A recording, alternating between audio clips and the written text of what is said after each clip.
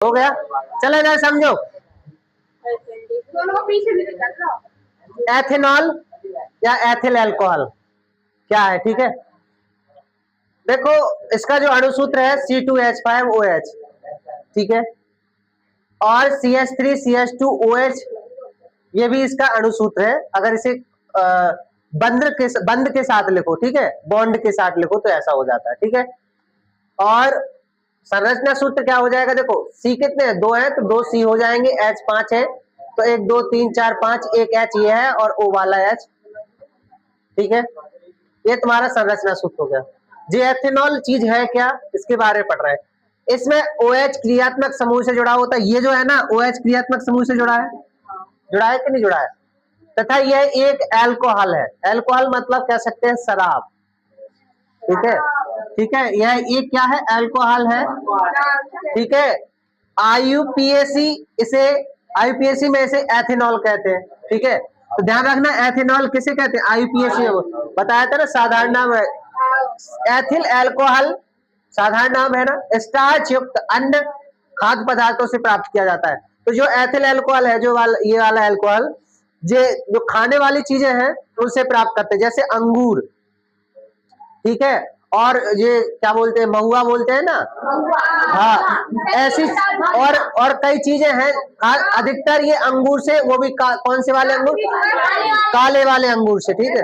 हाँ क्या, हाँ हाँ ठीक है,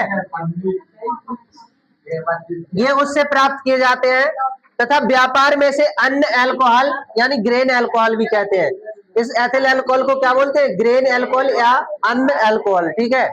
यह शराब का मुख्य अवयव है, जो शराब होती है उसका मुख्य अवयव है, इसलिए इसे स्पिरिट ऑफ वाइन कहते हैं। क्या कहते हैं, स्पिरिट ऑफ वाइन, ध्यान रखना, ठीक है।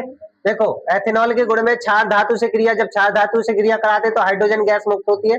देखो एथिल अल्कोहल की सोडियम से क्रिया कराई तो सोडियम ऑक्साइड और हाइड्रोजन गैस मुक्त हो गई, ठीक है, ठीक है। देखो ये H2 निकल गया, O ज्यों का त्यों रहा, Na इसके साथ जुड़ गया, 2 अणु हो गया। एसिटिक अम्ल से क्रिया कराने पर एथिल एसीटेट बनता है। तो ये एसिटिक अम्ल है, एथिल अल्कोहल की क्रिया कराई आपस में H2SO4 की उपस्थिति में, तो क्या बन जाएगा, CH3 ज्यों का त्यों, COO ज्यों का त्यों, और ये C2H5 इधर जुड़ जाएंगे, H ये है, एक H ये है, H2O जल निकल जाएगा, ठीक है। ये समझा दें। एथिल अल्कोहल बताया था हमने, इसके बारे में पढ़ाया था, एथिल अल्कोहल के उपयोग बता रहे हैं। एथिल अल्कोहल का प्रयोग ईथर, क्लोरोफॉर्म तथा अन्य सुगंधित पदार्थों में प्रयुक्त करते हैं। ध्यान रखना एथिल अल्कोहल का प्रयोग काय में करते हैं, ईथर, क्लोरोफॉर्म, अन्य सुगंधित पदार्थ जो खुशबूदार चीजें बनती है ना, इनमें एथिल अल्कोहल का प्रयोग करते हैं, ठीक है।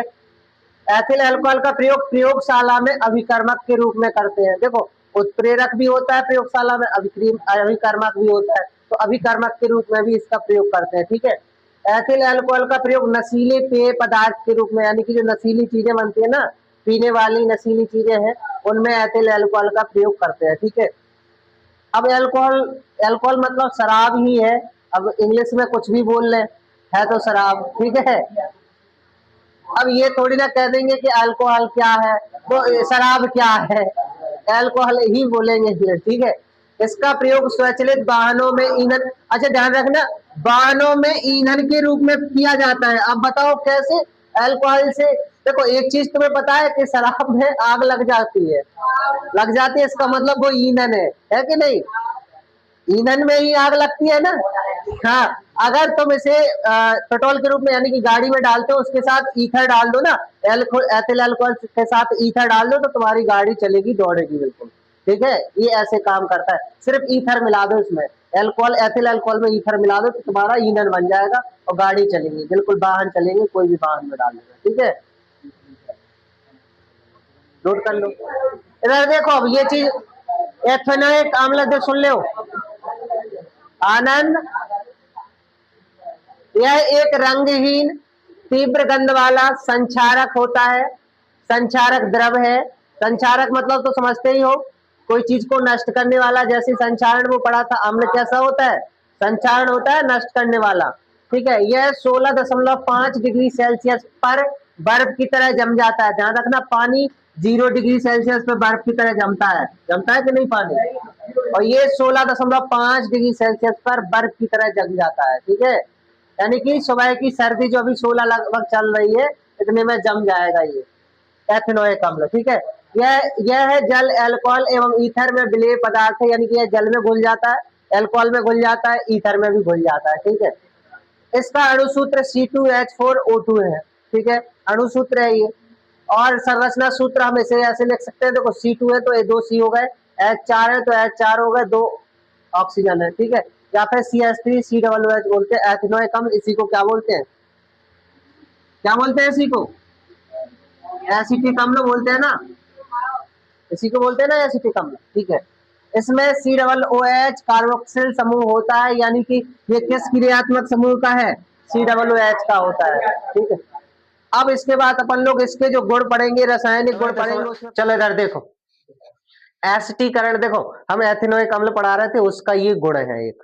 ठीक है, ये क्या है गुण, जो एसिटिक अम्ल पढ़ रहे थे ना, उसका ये गुण है, क्या है, एसिटीकरण।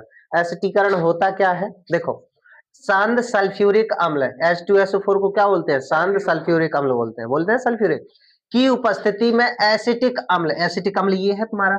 ठीक है, उपस्थिति ये है H2SO4 की उपस्थिति में एथिल अल्कोहल की अभिक्रिया को कराने पर, ध्यान रखना, एसिटिक अम्ल एवं एथिल अल्कोहल कौन कौन चीजें हैं, 2 चीजें हैं, एथिल अल्कोहल है।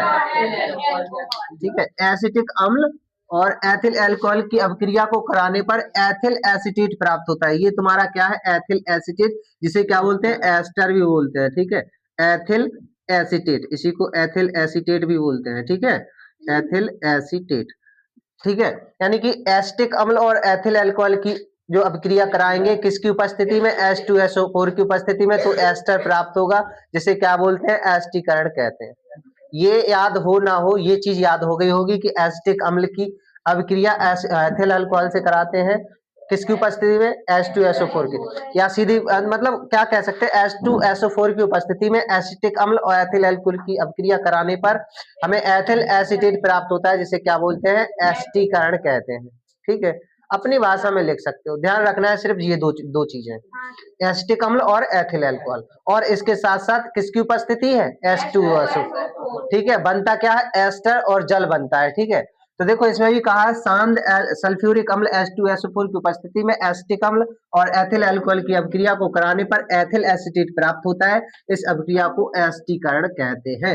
एथिल एसीटेट यौगिक का एस्टर कहते हैं या को एस्टर कहते हैं, ध्यान रखना, यानी कि एथिल एसीटेट को ही एस्टर बोलते हैं। ये एथिल एसीटेट कह दो चाहे एस्टर कह दो, दोनों का नाम एक ही है। ठीक है, तो कोई समझ में दिक्कत तो नहीं आ रहा, कोई समझने में, बताओ, साफ कर दे इसे।